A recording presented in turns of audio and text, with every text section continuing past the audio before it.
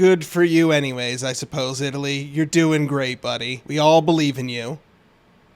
Hello everybody and welcome back to the channel. My name is YujimboXD and today we're back with, as you might have guessed, more Hearts of Iron. This time we're looking at more popular mods off the Steam Workshop. This time we have End of a New Beginning, or as some people might know it, the longest mod in Hearts of Iron. Because yes, this is a Victorian Era mod. It takes place a bit earlier than your base game timeline. We start in 1857 and this goes all the way to 1930, so that is 77 years of content that this mod promises. So it is another very ambitious mod, but it is still in early access, so you will have to forgive if there are some weird bugs here and there. Also, next week we will be looking at Trial of Allegiance, the new South America DLC for Hearts of Iron. We'll be giving that a look, so that will be next week's video. So back to what we have here. This is probably one of the longest timelines mods that we've had on the channel, and this one I saw come out about 2 years ago, and I thought, wow, hopefully they can pull this off because it seems very ambitious. So it's highly rated on the Steam Workshop, so I assume that at this point that it's fairly fleshed out and must be at least worth one look. So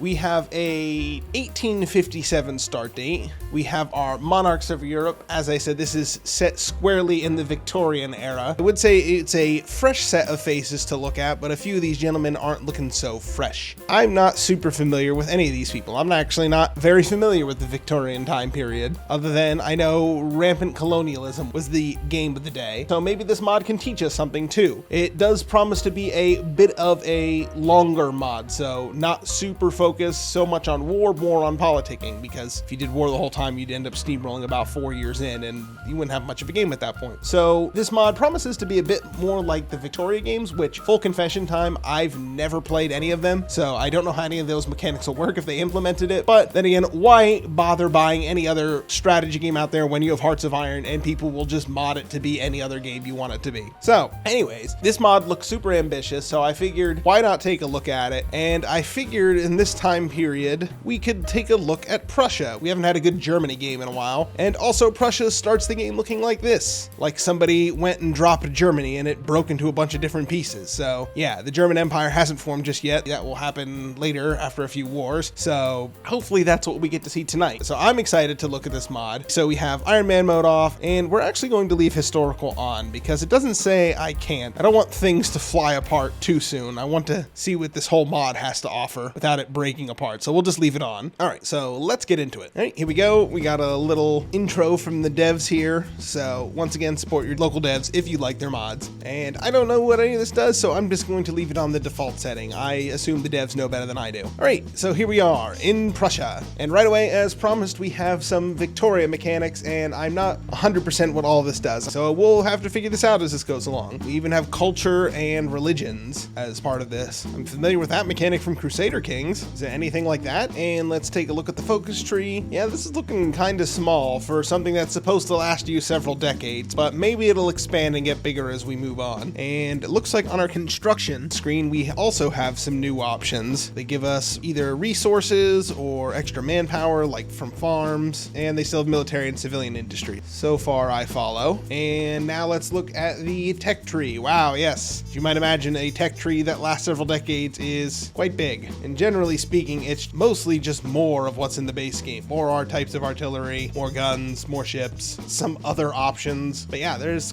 quite a bit here actually. This is a pretty beefy tech tree. Almost hard to know where to start. I guess we'll just start with the economy stuff. And we have about 44 divisions to start as well, but I don't think we can train more or edit the template until we reform our army. That's something that was explicitly said in the description for this mod. So thankfully I do have the ability to read, so I'm not panicking just yet. So yes, this is more of a story focused mod, so don't expect to have tons of wars all the time. Otherwise this mod wouldn't last nearly as long as if you just could steamroll over everyone. You'd be able to end it rather quickly. So I think this is meant to be more of a paced out affair, and we're not just politically stable, we're overwhelmed overwhelmingly politically stable. We have an uncomfortable amount of political stability. Oh, and we invented health insurance. I'm sure that won't become a giant pain in the ass later. And we could start going down our foreign affairs policy, but the game warns me that it is the super anachronistic path, so maybe we'll deal with that later. Also, none of these directly seem to lead to the war. They just seem to give you a bunch of stability and piss people off. So honestly, not super exciting to go down anyway, so if we ignore it, I don't think we'll be missing much. And we have enough political power, we can start working out this whole plane thing. And we don't just dream of planes here, we dream of giant balloons. I want my 99 Luft balloons, damn it. At least it gives you a chance to learn and do something while you're waiting around for the events to fire.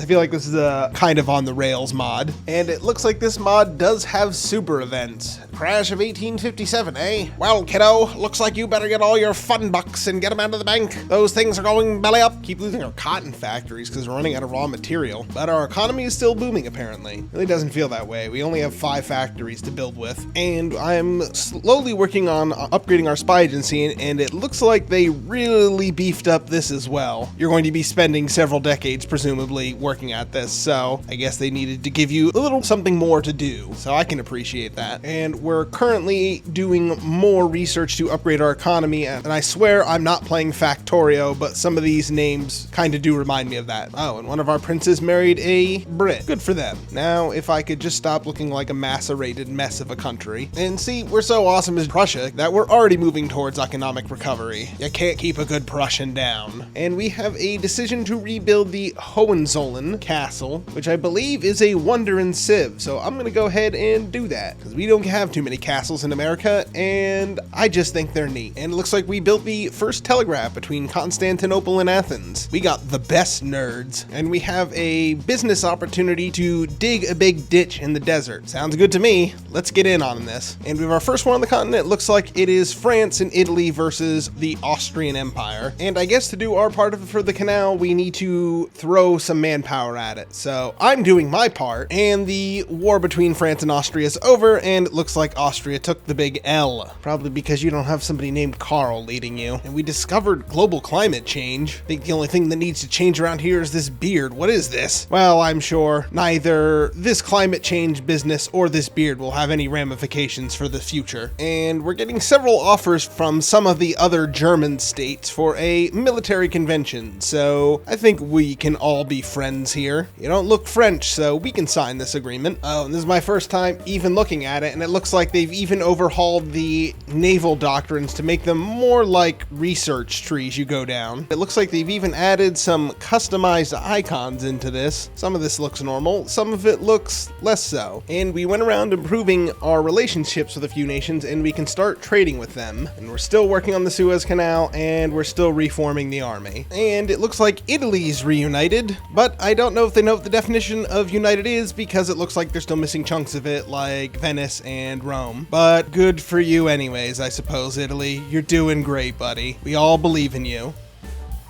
And it looks like the American Civil War has kicked off. A war that was fought 200 years ago. But you know what? Some wounds never heal, especially when it's a bullet wound to the back of the head. Oh hey, and we can even meddle in the Civil War. We can send an advisor and guns. And I may live in the South now, but I'm originally a Yankee from the North, so I'm gonna help the Union. Hey, the Suez Canal's done. We contributed a whole 10%. Teamwork makes the dream work. And now we have a new decision to deal with Denmark, since parts of the German states are ruled by what we consider to be the foreigners, the Danish. We can either choose to support them, or we can choose to punish them for not being German. And I think that's what we're going to do, because it's been like a decade and I need to fight someone. There we go. We pressured the Danish into giving us a little bit of land. Shame. I was hoping they're going to fight us for it. Oh, maybe they will. Let's get our troops over there. That now has given us a decision to invade Denmark for their insolence, which we're going to do, which apparently we can't naval invade or it'll break it. But that's okay, I think we can just smash through with our massive hordes. We massively outgun them, and we have a technological advantage on them. All right, here we go, our first war of the night. Let's see how just raw infantry divisions do. Let's do some force attack. Oh yeah, plowing straight through them. And there we go, Denmark down. And it's a scripted peace deal, so I only got a piece of it. So we had the London conference that decided decide what to do with Denmark, and we asked if we could split it in half, and everyone went insano, and now the war's back on. Let me get my troops back up there before I click this button. All right, round 2, Denmark, and there we go. Denmark down again. Now I get to have a little bit more of your nation. I hope you're happy. And there we go. We have finally finished our economic reforms. That took forever. Man, I am completely zoned out. There are big tracts of time where there's nothing happening, but I just noticed who we have in charge of Germany, and it's although not the same Karl, but goddamn, I'll take a good Karl any day. There, we had the Treaty of Vienna, and we've carved out 2 more friendly German nations for us. Should have just stuck to your Legos, Denmark. And the American Civil War is over, and they did that a bit earlier than the actual timeline, but pretty close. I'm sure Lincoln has a bright future ahead of him. Dang, even his assassination got stepped up in the timeline, but he was killed at 11 o'clock? Who the hell is going to the theater that early? And sadly, we had to retire Karl, and we got Wilhelm I. So we're just gonna stick with the Kaiser, which I guess then unlocked a new focus tree. Oh, Wilhelm's out, and now we got Otto von Bismarck in. Just got a revolving door of monarchs here for a hot minute. And now that we have old Otto in charge, it's time to shut down Parliament. They will tremble at our new Kaiser, although he does look like he is trying to sell you some diabetes medicine. All right, we have finally gained enough stability that we can do some of our decisions that we weren't able to do before, like the Gaston Convention. And we finished renovating our castle, just in time to break with the Austrian Empire. Not sure what this is gonna do, but hopefully it leads to a giant fuck-off war. Oh, and we finally settled the Denmark question, and we split it with Austria. All right, I have fully integrated Schleswig as part of my territory, making me a bit more of a mess. Now I'm split up into 3 pieces, but also, more importantly, my war score is high enough that I can finally continue the German dualism, so I can invite Italy and see if we can try and reunify Germany, although this might piss off Austria. But that's all right, I'm spoiling for a good fight. And should we support the Hungarian separatists? Yeah, we know what kind of trouble the Hungarians can cause for the Austrians. We've been down that road before. And the Italians want a piece of Austria if they agree to help us in our little upcoming war. Yeah, we'll let you have that. We don't need everything yet. And now we're wondering what to do about Holstein, the administrative piece of Denmark that Austria holds.